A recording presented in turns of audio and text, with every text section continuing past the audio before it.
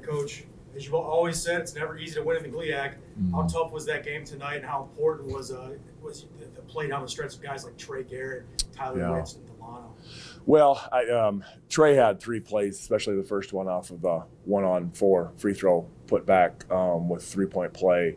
It might be one of the greatest effort plays I've ever witnessed, been around as a player or a coach, and then to do it 2 times in a row in different ways, it honestly completely flipped the game. And so it's just, I'm just really glad he's on our side, because there's just not many warriors like him.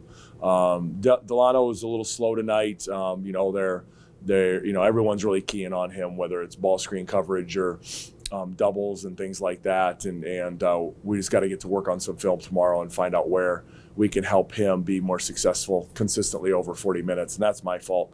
I've got to get some more things put together for him on that. Tyler struggled in the first half, but then started coming along in the second half and doing what Tyler does. So, James didn't get, the looks he got weren't open, so seniors were seniors. I thought they did what we needed to do for us to get a win tonight. And, Wayne State, no matter how good or what they are, their style of play is half court, Big Ten, pound it, physical, rebounding, and they're going to make it ugly. And they did that again tonight.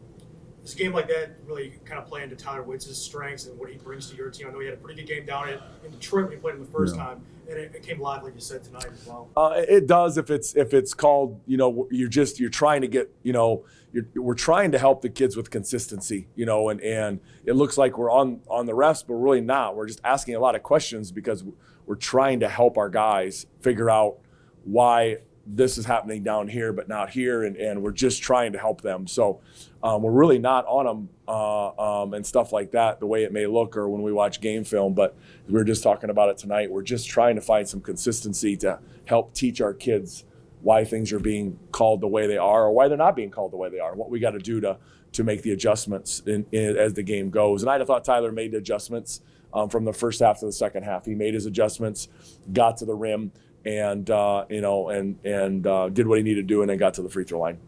Freddie McIntosh comes off the bench tonight, scores 11 points. Yeah. What is he bringing to the table now that he's starting to get his feet under him? Yeah, Freddie will be back in the lineup. Unless there's some major change. Freddie we had a week of injuries here, so Freddie rolled his ankle out, but he did his first part of the week and was able to get Miss Alex does a great job with our guys and was able to get him extra training room sessions and extra stuff. So got him ready to go. We just had to kind of limit his minutes a little bit tonight just to make sure we didn't push it too hard and then we lose him for Saturday. So so we were right at the 25-minute mark as she asked us to be, but he's fine, no pain, no issues. So excited to get him back in full, however long or however much we want to use him. He's just so solid. He just doesn't mess up much. And for a freshman to have a quarterback like that right now and the next 4 years or next 3 more years after this is really helps you, helps you sleep a little bit better at night and stuff like that you've got just a rock solid guy kind of handling the show. Wayne State comes out, gets a 12-2 run to open the game. The shooting was pretty slow to start. Freddie hits that top fadeaway jumper. Yeah. That really kind of got the team going in that first half.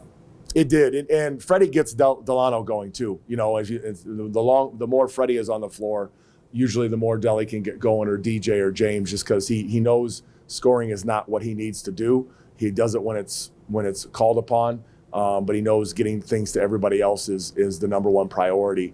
But they also can't just go and help on Delano so much that they leave Freddie because he is a very capable scorer. So he just does a really good job, and I thought in the second half he got us into some things that we needed to run. Can't remember the last time that you guys played 3 games at home in a row. Now you get to go back on the road, heading out to Northwood, another team that's kind of struggled a little bit at times this year, but took us to overtime earlier this season here at O'Neill Arena.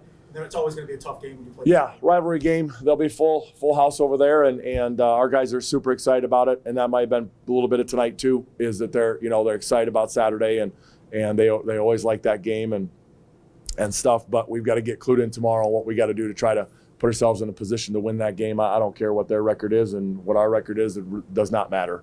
It'll be. I think the last 5 or 6 games have all been overtime, so it'll be a physical match, and hopefully we're fortunate enough to find some way to make some plays to finish it. Thanks, Coach. All right, thank you.